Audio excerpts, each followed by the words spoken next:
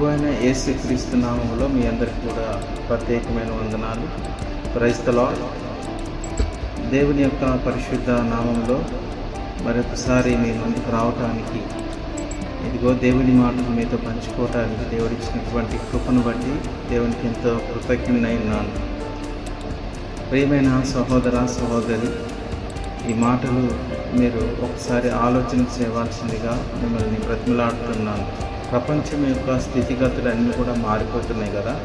Israel, Iraq యొక్క యుద్ధం యొక్క పరిస్థితులు ఎంతో భయంకరమైన మరణహోమాన్ని అక్కడ జరుగుతూ ఉంది. అయితే ఈ యుద్ధంలో మూడవ ప్రపంచ యుద్ధం కూడా రావచ్చు అన్నట్లుగా వార్తలు కూడా మనం వింటున్నాము.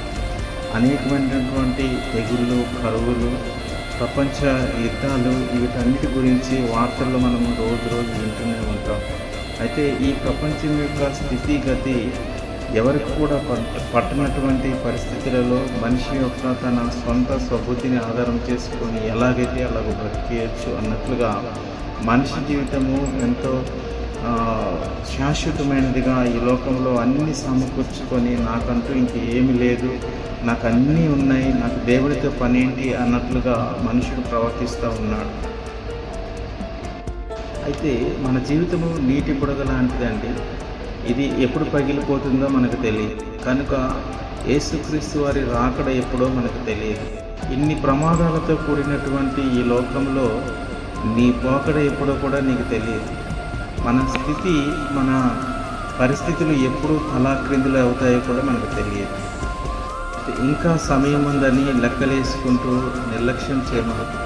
ఇదే రక్షణ దినం, ఇదే అనుకూలమైన సమయం, ఇంకా చాలా సమయం ఉంది అనుకుంటున్నావు కదా. నిజానికి లేదు.